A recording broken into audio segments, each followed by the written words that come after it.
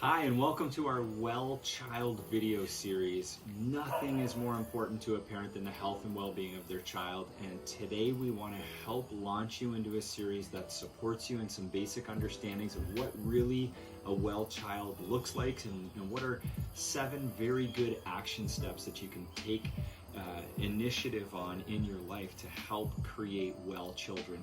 So let's start with a definition for well children, right? I believe that a well child is a child who is really strongly thriving spiritually, emotionally, and physically.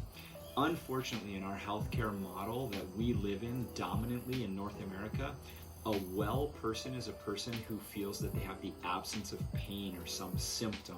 And we know way better than that. We're way smarter than that as adults and as how we raise our children. We know that health is really not just the absence of symptoms, right? What we typically do though is we sit there and we say like, oh, hey, Johnny's fine, Johnny's doing great. And then when Johnny gets a cold, we say, oh, Johnny's sick, right?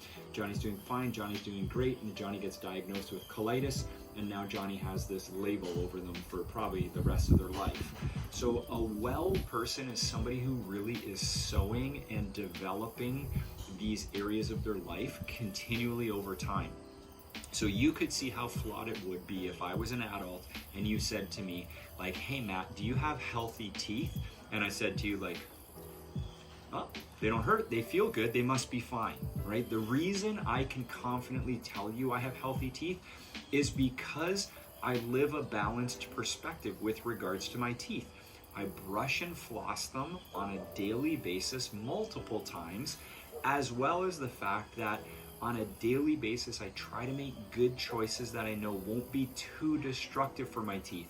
I don't let bubble gum sit in my cheek all afternoon. I don't shower my mouth in sugary drinks like Gatorade. I don't drink highly acidic beverages and let it sit on my teeth all day long. This is, and then I also go for dental checkups and have an expert who tells me my teeth are healthy. Those are the things that build confidence, right? If you said, hey, Dr. Matt, do you have a healthy heart? And I went like this. No pain, must be healthy. There's a flaw, there's a major flaw in that perspective. We know the average person won't even feel heart issues until their arteries are significantly damaged. So why I would say to you that yes, I feel I have a healthy heart? Well, for 20 plus years, I've been consciously engaged in trying to choose decent foods for my life. For 20 plus years, I've been consciously engaged in challenging and strengthening my heart through things like exercise and so on like that. I spend a lot of time trying to manage and make sure that I don't overstress in my life so that my heart doesn't get the burden of that, right? I get a periodic checkup done from an expert who's able to gauge and measure different things like blood pressure and different stuff like that to be able to confirm that I'm on the right track with those things. That engagement, whether it be our teeth or our heart or whatever area of life, that engagement is really what we know builds confidence to create health. That's the type of engagement that we need to have our children learn about, our children participate in, and our children be a product of being brought up in this deliberate understanding that health, engagement, and stewardship and all those things is really a very important part of life. Health is not something to be disregarded for 47 years and all of a sudden wake up one day with high cholesterol and think you got struck with bad luck, right? Our lifestyle choices and how we engage and put emphasis and focus on things are going to be great predictors of how we're going to do in that area. So a well child from a health perspective is a child who is consciously and through the guidance of their parents deliberately engaging in making sure that they have healthy habits and healthy action steps in place in their life.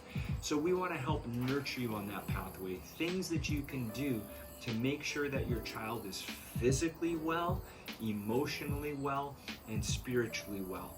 And when all those things come together and we participate in that over the course of a lifetime, we begin to be able to confidently grow our expectation that health isn't just a roll of the dice anymore, but our choices and our deliberate nature have created a strong, strong likelihood that health and a beautiful, prospering, vibrant engagement in life is what's going to be the byproduct of that.